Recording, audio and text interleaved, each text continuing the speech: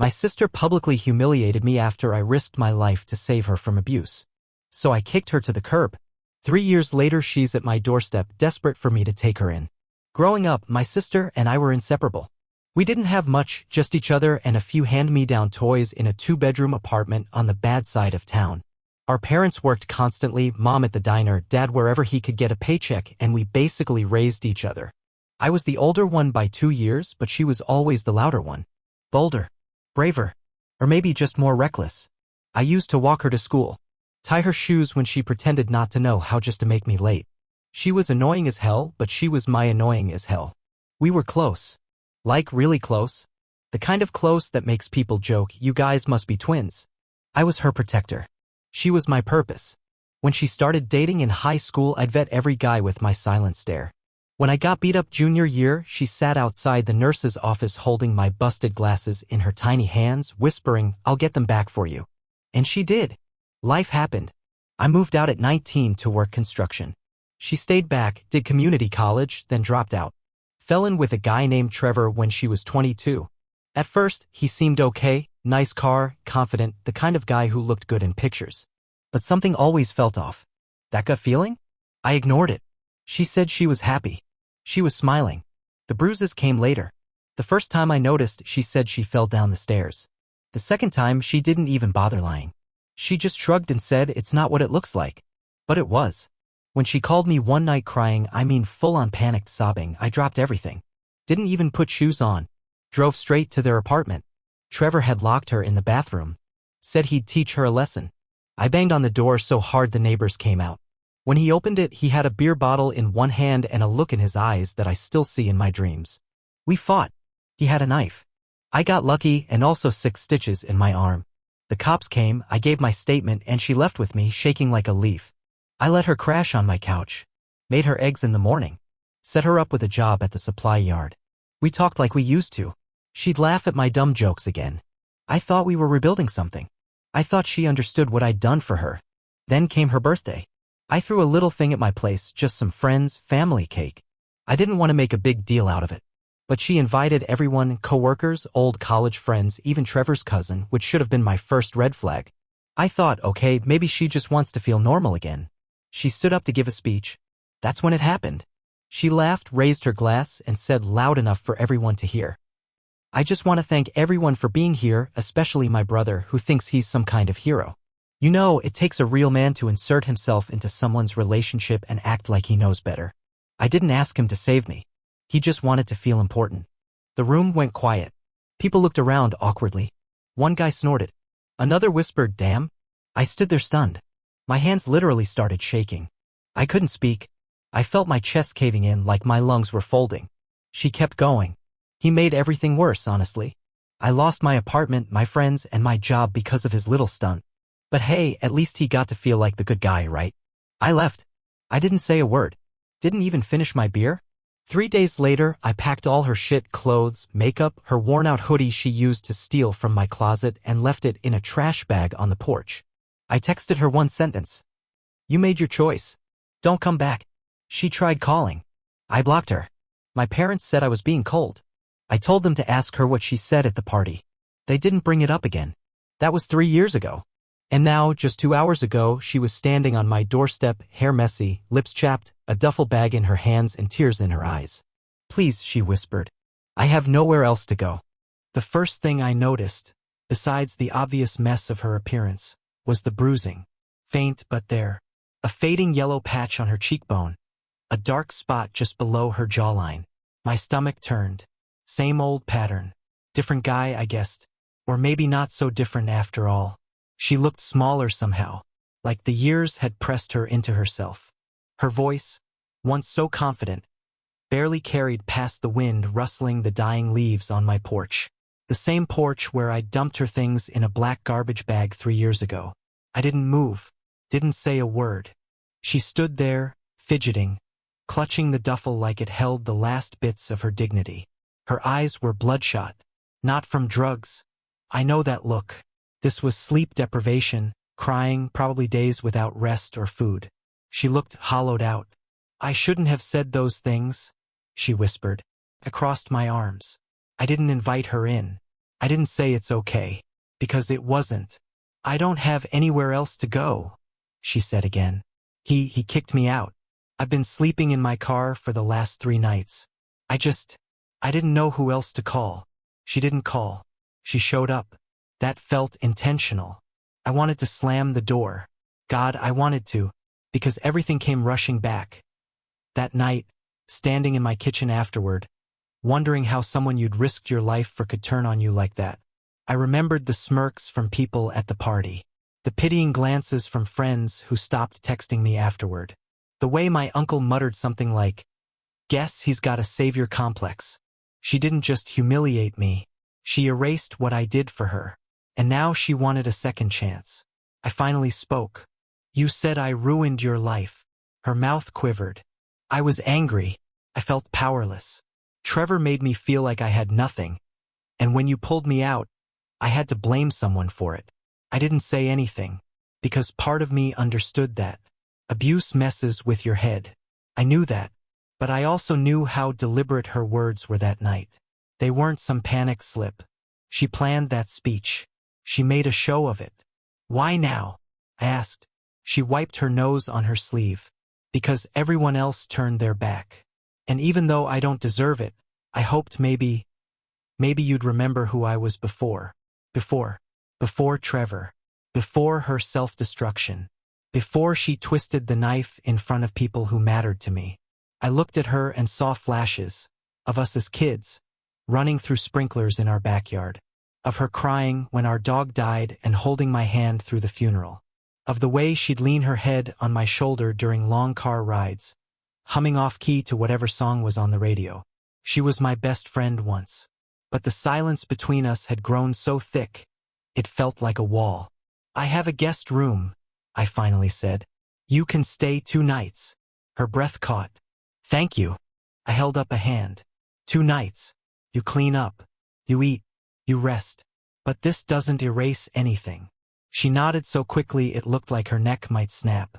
I stepped aside, and she walked in, slow, like she was afraid I'd change my mind. As soon as the door clicked shut behind her, I felt it. This tightness in my chest. Not relief. Not resentment. Fear. Because letting her back in wasn't just opening my door. It was opening old wounds. And I didn't know if I could handle watching her fall apart again. Or worse, watching her do it on purpose. I watched her shuffle into the spare room, her footsteps unsure, like she didn't know how to exist in this house anymore. And maybe she didn't, because I wasn't sure I wanted her here. But I also couldn't make her sleep in her car again. Not yet. The first night was quiet. She didn't ask for food, didn't use the shower, just went into the guest room, shut the door, and didn't come out. I sat in the living room pretending to scroll through my phone, but I kept glancing toward the hallway, listening. Every creak felt like it echoed. Around midnight I heard her cry. Not sobbing. Not loud. Just the soft, broken sound like she was trying to hold it in but failing. I didn't go to her. She didn't deserve the comfort. Not yet. The next morning I made 2 cups of coffee and left one on the kitchen table. She came out eventually wearing one of the hoodies I packed into a trash bag all those years ago. Her hair was still a mess, eyes swollen. But she sat down across from me and whispered, "Thanks." We didn't talk for a while. I wasn't in the mood to force small talk with a ghost from my past. Eventually she spoke. His name was Nathan. That caught me off guard. I didn't ask, but she kept going. He was different. Or I thought he was. He didn't yell at first. Didn't raise a hand. Just made me feel small in other ways. Little things. Insults that sounded like compliments. Taking control of my bank account so I wouldn't stress about bills. Saying my friends didn't like me, that they only tolerated me because of my looks. She stared into her coffee like it might tell her what to say next. Then came the drinking. Then the slaps. Then the threats. She pulled up her sleeve and showed me a scar on her forearm. Thin, faded, but unmistakable. Burn mark. Probably from a cigarette. I swallowed hard. I didn't want to pity her. But it's hard to hate someone who's already living in the ruins. "Why didn't you call me?" I asked, voice low. "Because I thought you hated me," she said. "And honestly, I thought I deserved it." That pissed me off. Not at her, exactly. At everything. At the world for letting men like Trevor and Nathan exist. At her for not seeing her worth.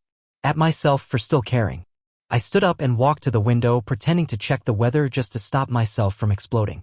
You didn't just burn the bridge, I said finally. You set the whole damn river on fire.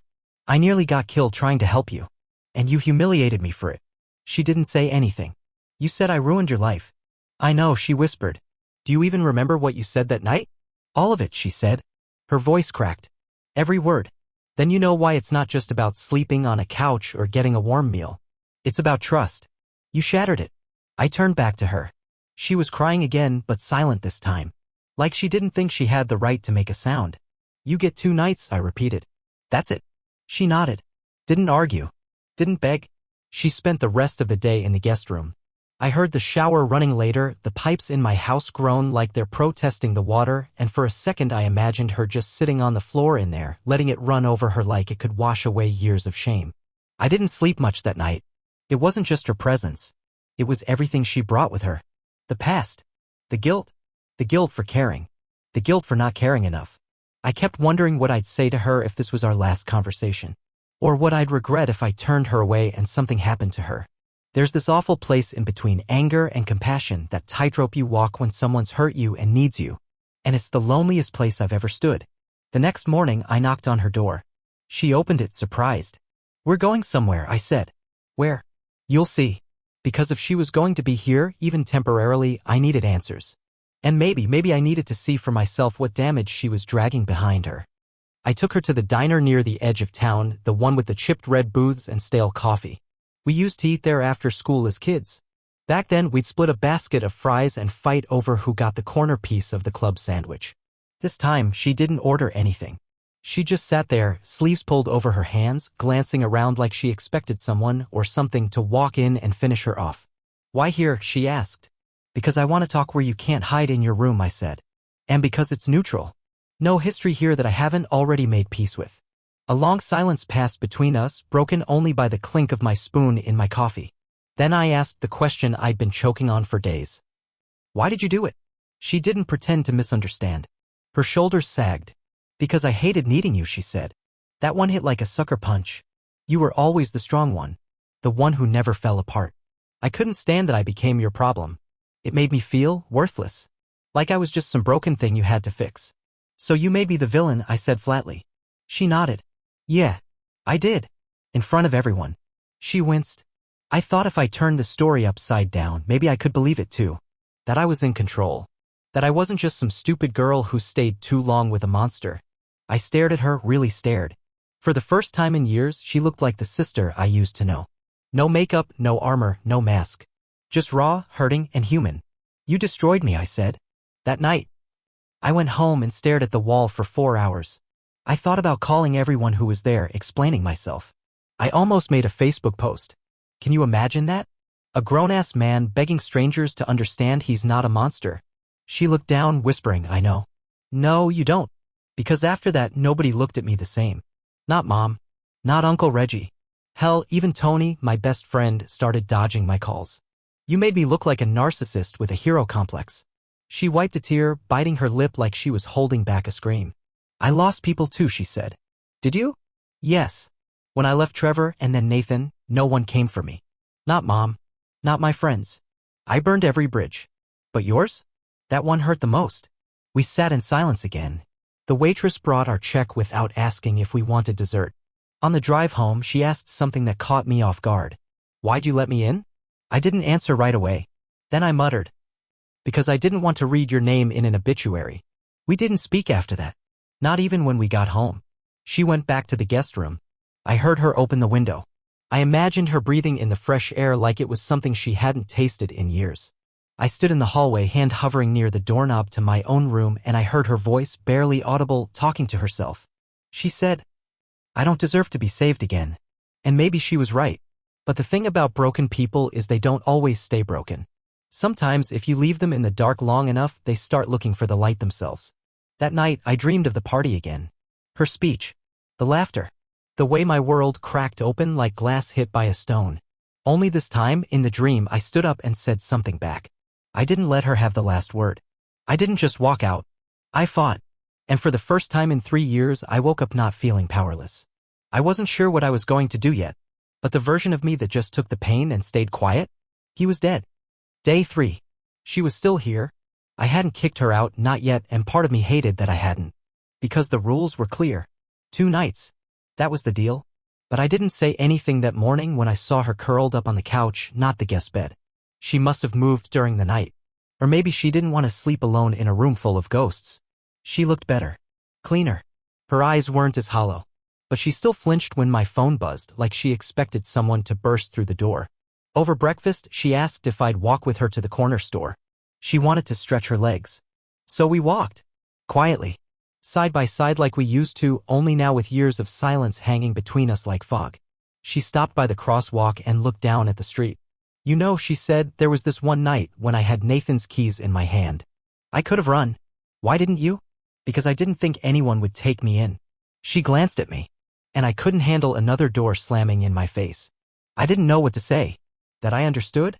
That I was sorry? Neither felt right. So I just nodded. When we got back, she cleaned the kitchen. Without me asking. Washed dishes that were already clean. Wiped down the counters twice. Like she was trying to repay rent with elbow grease. Then she did something I didn't expect. She handed me her phone. Read it, she said. If you want. Everything. My texts. My photos. My emails. I hesitated. Why? Because you need to see that I'm not hiding anymore. It was all there. The bruised selfies she sent no one. The draft emails to old friends she never had the courage to send. The texts from Nathan, controlling, manipulative, and cruel.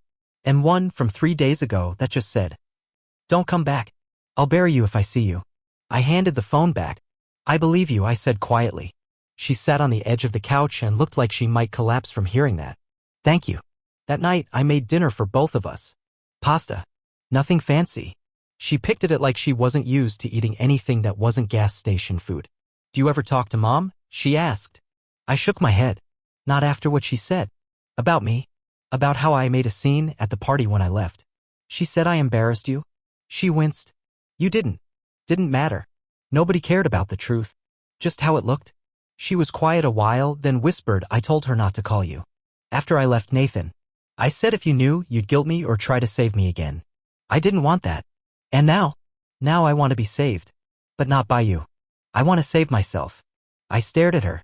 For the first time I saw the fire in her eyes again. Not the old recklessness, but something else, a flicker of real fight. "I'll help," I said. "But I'm not doing it for you." "I know," she said. "You're doing it for the kid I used to be." And damn it, she was right. That night, I opened the hall closet and dug out the folded-up blanket she used to wrap herself in during thunderstorms. The one with the stupid cartoon cats on it. I left it outside her door. Didn't say anything. Didn't need to. She saw it in the morning, and when she did, she didn't cry. She just smiled. That was worse, somehow. Because it meant she remembered.